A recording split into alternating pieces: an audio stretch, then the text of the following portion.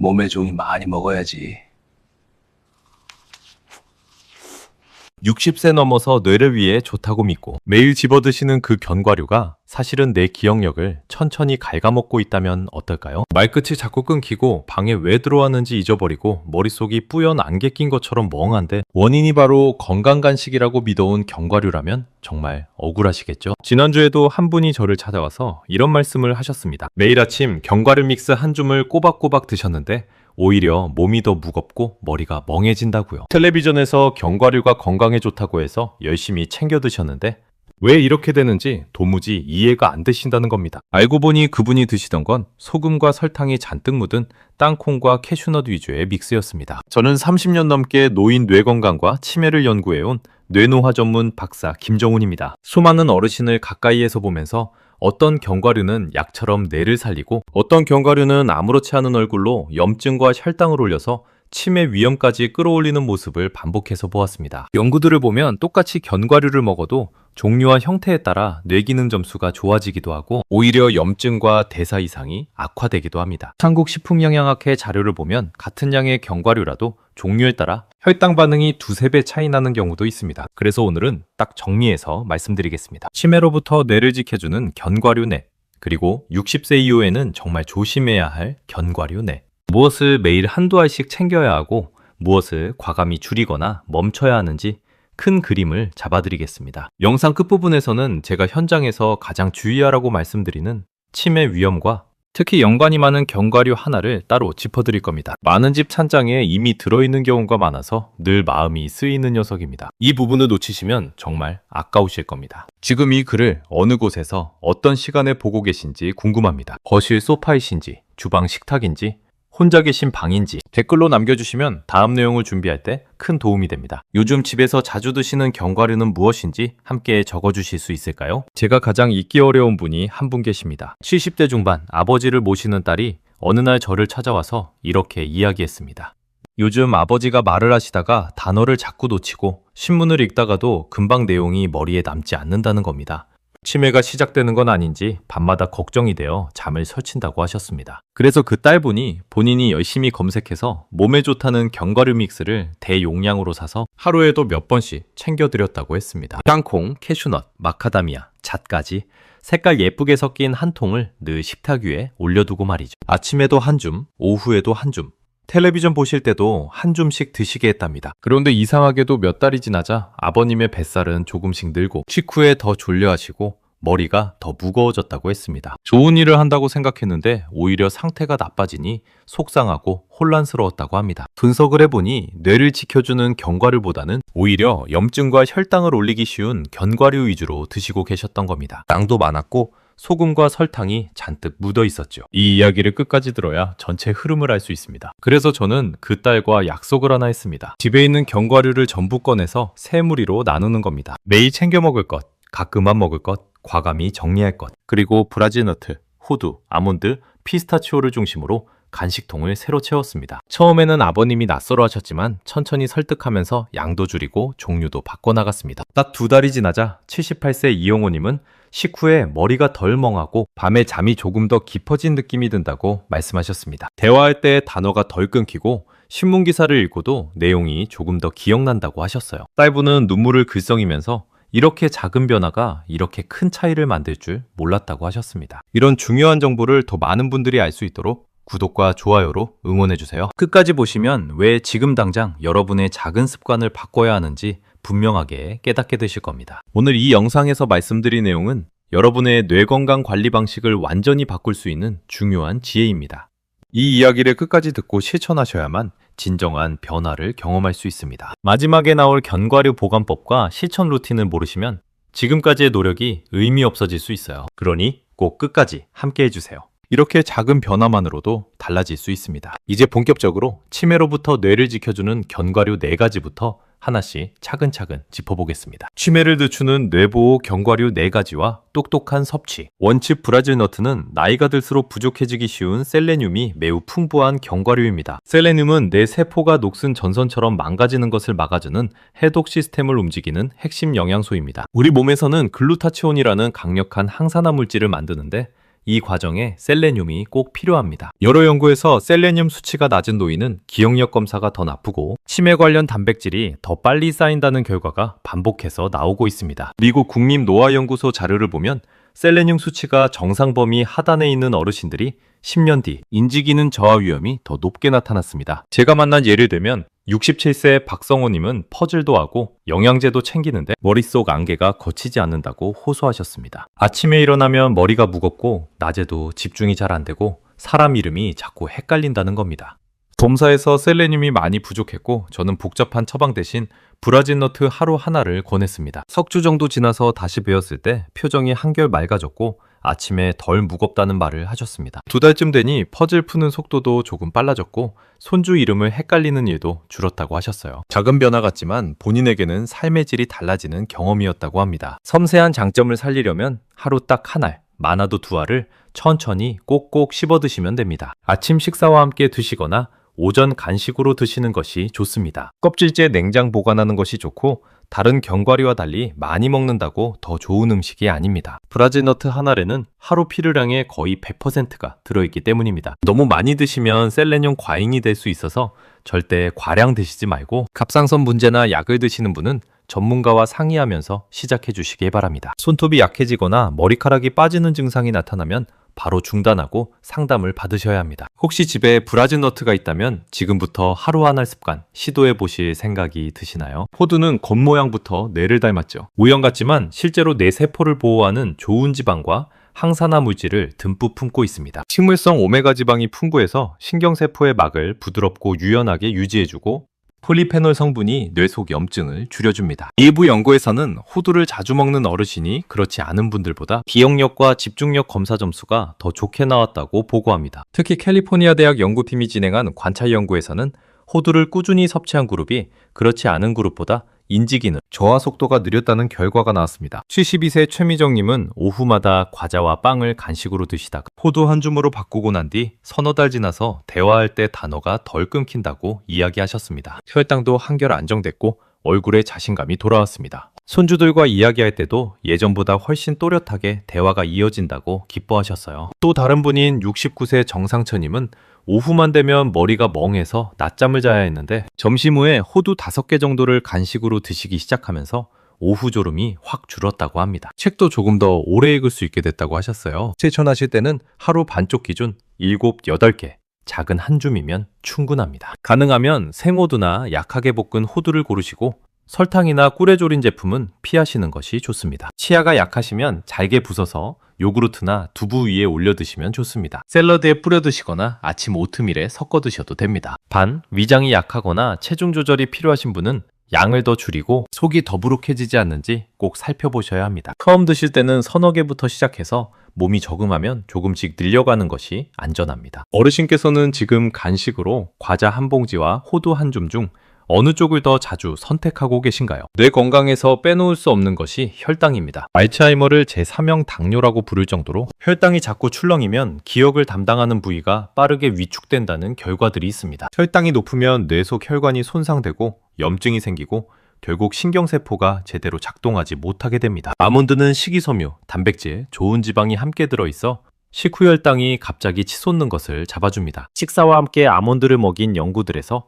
식후 혈당 상승폭이 뚜렷이 줄었다는 보고가 여럿 있습니다. 토론토 대학 연구팀의 결과를 보면 식사에 아몬드를 추가했을 때 혈당 스파이크가 평균 30% 가까이 감소했습니다. 69세 장영호님은 밥만 먹으면 졸리고 머리가 멍해져서 걱정이 많으셨습니다. 점심을 먹고 나면 1시간 정도는 아무것도 할 수 없을 정도로 머리가 무거웠다고 합니다. 식단을 정리하면서 점심과 저녁에 밥량을 조금 줄이고 소금 없는 아몬드를 함께 드시도록 했습니다. 석 달 뒤 식후 졸음이 줄고 집중이 조금씩 돌아온 느낌이 든다고 말씀하셨습니다. 오후에 신문도 읽을 수 있게 됐고 손주와 장기도 들 수 있게 됐다고 기뻐하셨어요. 혈당 검사 수치도 조금씩 안정되는 경향을 보였습니다. 실천법은 간단합니다.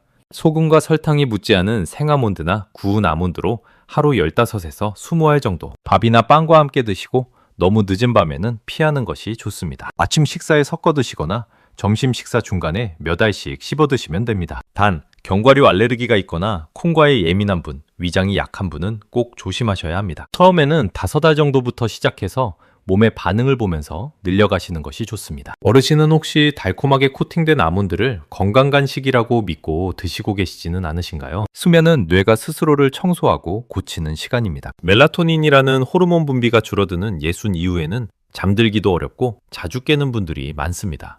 잠을 설치면 뇌 속에 쌓인 노폐물이 제대로 배출되지 않아서 치매 위험이 높아진다는 연구 결과도 있습니다. 피스타치오는 자연 상태의 멜라토닌을 가장 많이 품은 견과류 중 하나입니다. 일부 분석에서는 다른 견과류보다 멜라토닌 함량이 훨씬 높게 나타납니다. 루이지애나 주립대학 연구팀의 분석을 보면 피스타치오의 멜라토닌 함량이 다른 일반 견과류보다 몇 배 높았습니다. 73세 오성주님은 새벽마다 깨서 다시 잠들지 못하고 낮에는 멍한 상태로 지내는 것이 고민이었습니다.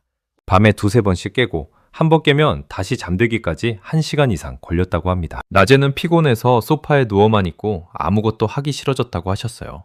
저는 약보다 먼저 저녁 간식을 피스타치오로 바꾸는 방법을 제안했습니다. 잠들기 1시간 전 소금 없는 피스타치오 20알 정도를 천천히 드시도록 했죠. 껍질을 까면서 천천히 먹으니 과식도 안 되고 마음도 차분해진다고 하셨습니다. 2달 뒤에는 깊이 자는 날이 확실히 늘었다고, 아침머리가 덜 무겁다고 하셨습니다. 새벽에 깨는 횟수도 줄고 다시 잠드는 시간도 짧아졌다고 합니다. 낮에도 정신이 조금 더 또렷해지고 간단한 집안일도 할 수 있게 됐다고 기뻐하셨어요. 잠자기 바로 직전보다는 1시간 전쯤 위산 역류가 있는 분은 더 이른 시간에 드시는 것이 좋습니다. 소금이 많이 묻은 제품은 피하시고 껍질을 벗기면서 천천히 먹으면 과식도 줄어듭니다. 하루 20에서 30알 정도가 적당합니다. 수면제를 드시는 분이라면 함께 드셨을 때 졸림이 과하지 않은지 꼭 관찰하셔야 합니다. 처음에는 적은 양부터 시작해서 몸의 반응을 보면서 조절하시면 됩니다. 요즘 잠이 자주 깨서 고생하고 계시다면 저녁 간식에 피스타치오 한 줌을 써보실 마음이 있으신가요? 마지막으로 어떤 견과류든 공통으로 적용되는 원칙이 있습니다. 아무리 좋은 견과류라도 많이 먹으면 체중이 늘고 소화기가 지치면서 결국 뇌에도 부담이 됩니다. 하루 전체를 합쳐 작은 한 줌,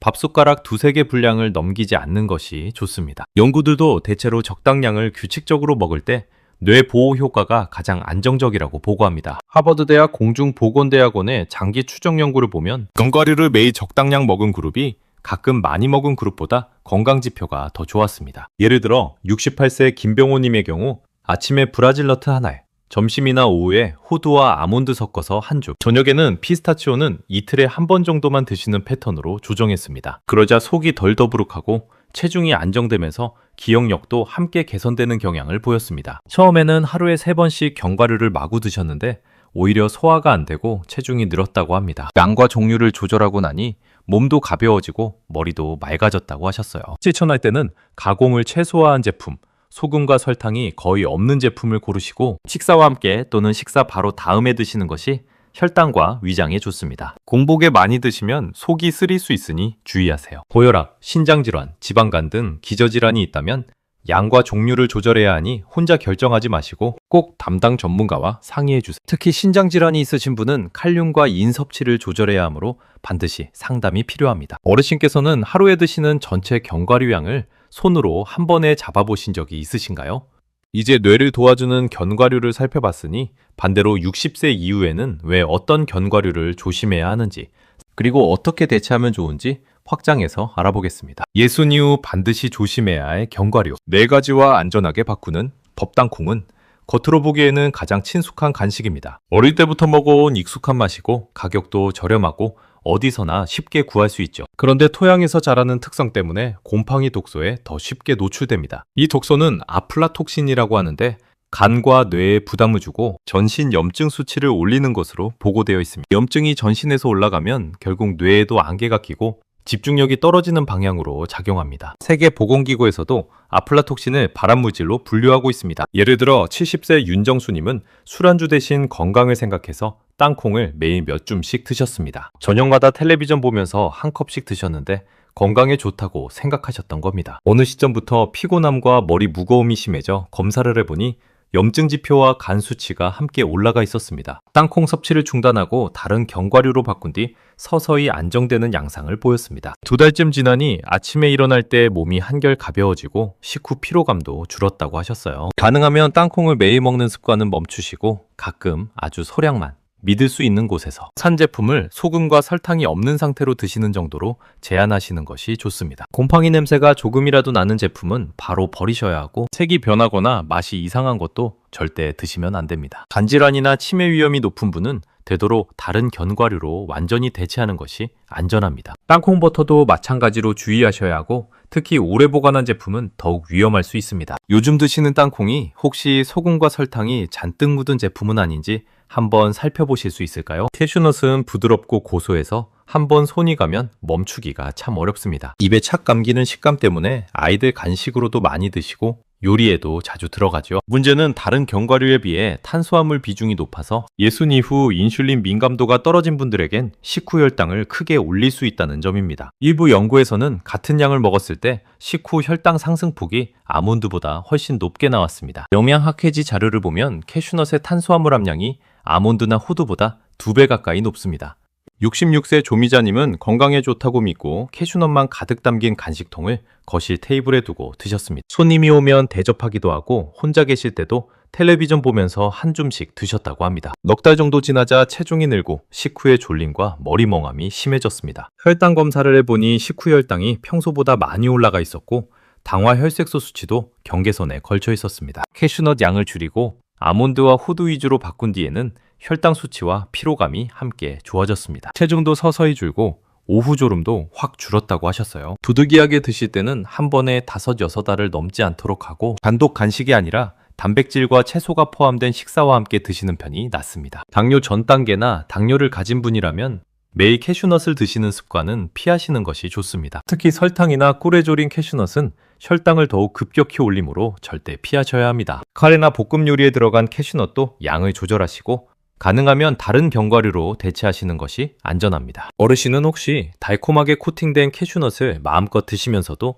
건강 간식이라고 안심하고 계시지는 않으신가요? 마카다미아는 고급 간식 이미지가 강하지만 지방 밀도가 매우 높은 견과류입니다. 고소하고 부드러운 식감이 특징이고 선물용으로도 많이 쓰이죠. 젊을 때는 괜찮을 수 있지만 소화 속도가 느려지고 담즙 분비가 줄어드는 노년기에는 위장에 큰 부담이 됩니다. 지방이 한 번에 많이 들어오면 혈중 지방 수치가 올라가고 이 변화가 뇌 혈관 기능까지 나쁘게 만들 수 있다는 우려가 있습니다. 식후 중성지방 수치가 급격히 올라가면 혈관 내피세포가 손상되고 뇌로 가는 혈류도 나빠질 수 있습니다. 74세 하용진님은 저녁마다 텔레비전을 보며 마카다미아 한 컵 분량을 드시는 습관이 있었습니다. 고급 견과류니까 건강에 더 좋을 거라고 생각하셨던 겁니다. 몇 주 사이에 체중이 늘고 식후에 속이 더부룩하고 머리가 무거워진다고 호소했습니다. 혈액 검사를 해보니 중성지방 수치가 많이 올라가 있었고 간 수치도 조금씩 높아지는 경향을 보였습니다. 마카다미아를 중단하고 소량의 호두와 아몬드로 바꾸자 소화 불편과 피로감이 눈에 띄게 줄었습니다. 한 달쯤 지나니 속도 편해지고 체중도 조금씩 줄기 시작했다고 합니다. 이 견과류는 가끔 아주 소량, 맛보는 정도로 드시는 것은 큰 문제가 되지 않습니다. 다만 매일 한 줌씩, 특히 저녁과 밤에 드시는 습관은 예순 이후에는 피하시는 것이 안전합니다. 지방 수치나 체중이 조금만 변해도 뇌는 영향을 받기 쉽기 때문입니다. 소화기가 약하신 분, 역류성 식도염이 있으신 분, 지방간이 있으신 분은 특히 조심하셔야 합니다. 저녁 늦게 드시면 잠들 때까지 소화가 안 돼서 수면의 질도 나빠질 수 있습니다. 지금 집에 있는 마카다미아 양과 드시는 횟수를 한번 떠올려 보시면 어떨까요? 잣은 작고 고급스럽게 느껴져서 국이나 무침 위에 솔솔 뿌려 드시는 분들이 많습니다. 한국 요리에 자주 쓰이고 죽에도 많이 들어가지요. 그런데 일부 분들은 잣을 많이 먹은 뒤 며칠 동안 입안이 쓴맛, 금속맛이 나는 현상을 겪기도 합니다. 이를 파인마우스 신드롬이라고 하는데 정확한 원인은 아직 밝혀지지 않았지만 특정 종류의 잣에서 더 자주 나타난다고 합니다. 식욕이 떨어지고 물도 덜 마시게 되어 연세 드신 분들에겐 오히려 큰 부담이 될 수 있습니다. 71세 신선희님은 집에서 만든 소스에 잣을 듬뿍 넣어 샐러드를 매일 드셨다가 음식이 모두 쓴맛으로 느껴져 체중이 빠지고 기운이 떨어졌습니다. 밥을 먹어도 쓰고 물을 마셔도 쓰고 과일도 쓰게 느껴진다고 하셨어요. 섭취를 줄이고 난 뒤에야 서서히 맛이 돌아왔습니다. 잣은 또 지방이 쉽게 산패되어 염증을 높일 수 있고 일부 경우에는 약이 몸에서 처리되는 속도에 영향을 줄 가능성도 거론됩니다. 오래 보관한 잣일수록 산패 위험이 높아지므로 특히 조심해야 합니다. 그래서 저는 잣을 매일 한 줌씩 먹는 간식으로는 절대 권하지 않습니다. 국이나 무침 위에 소량 올리는 정도, 일주일에 두세 번이면 충분합니다. 한 번에 먹는 양도 한 숟가락을 넘지 않도록 하시는 것이 좋습니다. 오래 보관한 잣에서 기름 냄새가 나거나 맛이 이상하면 바로 버리셔야 하고, 여러 약을 함께 드시는 어르신일수록 양을 더 줄이는 것이 좋습니다. 특히 혈액희석제나 당뇨약을 드시는 분은 잣과의 상호작용을 주의하셔야 합니다. 어르신은 혹시 잣을 넣은 음식이 평소보다 유독 쓰게 느껴진 경험이 있으신가요? 마지막으로 어떤 견과류든 공통으로 살펴야 할 부분이 있습니다. 가공 상태, 포장 상태, 보관 습관입니다. 소금과 설탕, 기름이 많이 들어간 제품은 견과류의 장점을 대부분 지워버립니다. 투명한 용기에 오래 노출되면 빛과 공기 때문에 지방이 산패되기 쉽습니다. 그 산패된 지방이 전신염증을 거쳐 뇌염증으로 이어질 수 있습니다. 65세 손미경님은 집안 여기저기에 견과류를 소량씩 덜어두고 생각날 때마다 드셨습니다. 부엌 선반, 거실 테이블, 침실 서랍에까지 견과류통이 있었다고 합니다. 문제는 뚜껑이 잘 닫히지 않은 통에 몇 달씩 두고 먹었던 겁니다. 어느 날부터 속이 자주 더부룩하고 트림이 나고 머리도 무거운 느낌이 들었습니다. 포장을 다시 정리하고 소금과 설탕이 없는 제품으로 바꾸고 냉장고에 밀폐 보관하도록 도왔더니 속이 편해졌다는 이야기를 들을 수 있었습니다. 한 달쯤 지나니 트림도 줄고 소화도 한결 편해졌다고 합니다. 실천법은 간단합니다. 첫째, 가급적 무염, 무가당 제품 고르기. 둘째, 한번 개봉한 뒤에는 공기를 최대한 차단해서 서늘한 곳이나 냉장고에 보관하기. 셋째, 오래된 견과류는 아까워하지 말고 과감히 정리하기. 넷째, 집에 어떤 견과류가 얼마나 있는지 한 달에 한 번씩 점검하기입니다. 개봉한 지 석 달이 넘은 견과류는 맛이 변하지 않았어도 버리시는 것이 안전합니다. 냉장 보관하면 조금 더 오래 가지만 그래도 6개월을 넘기지 않는 것이 좋습니다. 어르신 집의 견과류 보관 방법은 오늘 기준으로 몇 점 정도를 주고 싶으신가요? 이제 조심해야 할 견과류와 대체법까지 살펴봤습니다. 이제 남은 것은 오늘 내용을 간단히 정리하고 당장 어디서부터 시작하면 좋을지 한 가지로 묶어드리는 마무리 단계입니다.